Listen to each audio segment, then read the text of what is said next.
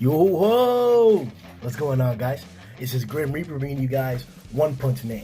Top 5 best characters from Season 2. I'm super excited for this list, just like I'm super excited for Season 2. It's been announced that it's going to release on the 19th of April, the first episode, so I'm super excited to get a bunch of new fans into the fandom. A bunch of you guys are going to watch Season 2, love it, and I hope that you guys decided to hop into the manga right after that. It's amazing, the art's great, the art is top notch, the story's amazing, and the story gets really, really good, really, really fast. So let's hop into the list. At a number 5 spot, we have the great, the one and only Saitama. Now, you may be wondering, why is the main character the 5th best character in the story for part 2? Well, that's because of how One Punch Man works. All the different characters in the story are super important and super relevant to the storyline at all times, and they always show up. They always have a part to play. So in this aspect, Saitama does take the back seat for a small portion of the storyline to help build up other characters and other different types of suspense, whether it's the main villain, whether it's other main protagonists. Murata does an amazing job with pushing the storyline across, and along with One together at the same time. They both do the manga and the anime together. So it's gonna be amazing to see Saitama call out.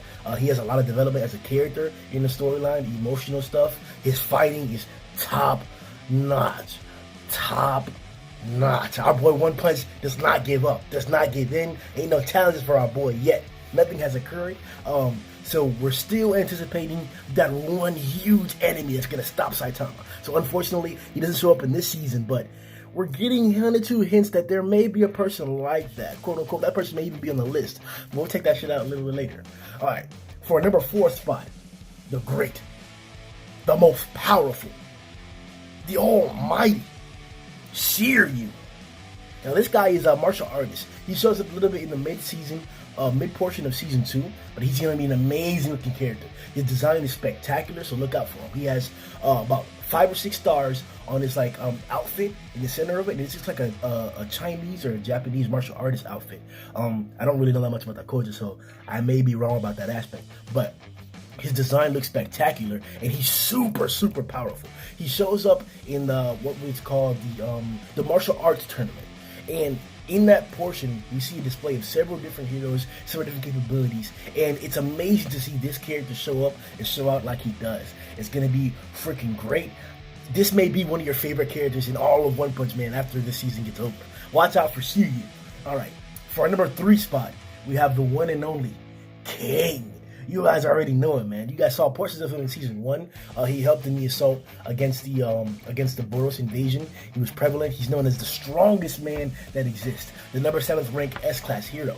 Now, King has a very particular trait to him that's going to be really, really interesting, really, really funny, and really, really cool to see happen in season 2. He's super, super, super powerful. He's taking out a lot of monsters out there.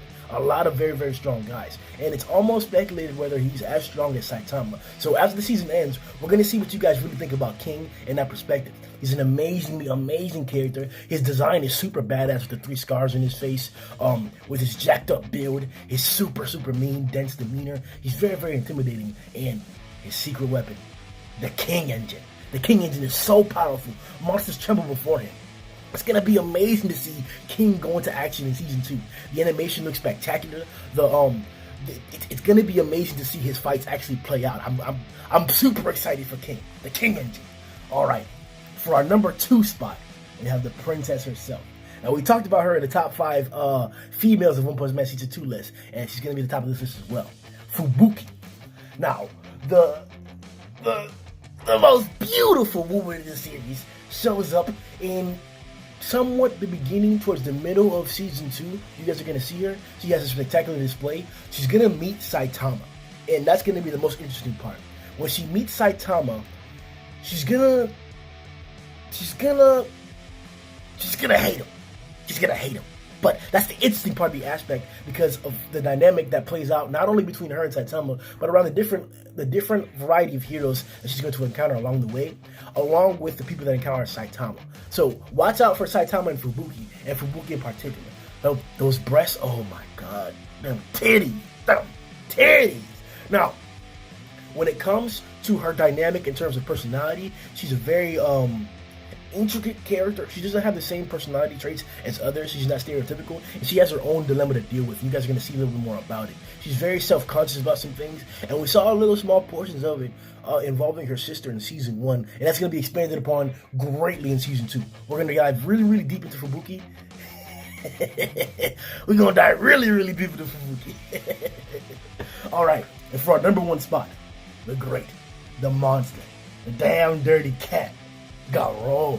Alright, I know you guys have seen Garo in the actual preview for One Punch Man Season 2. He was a spiked up character. He had white hair that was pointed to the sides. He almost looked like the devil himself. And this guy is so badass. He starts off as a disciple of Silver Fang Bang. Another hero is going to be prevalent in Season 2, but he's not one of the top 5 guys. Not because of power, not because of portrayal.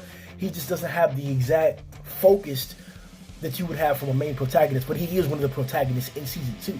Now this guy, he actually beats up all of Bang's disciples and then leaves the dojo.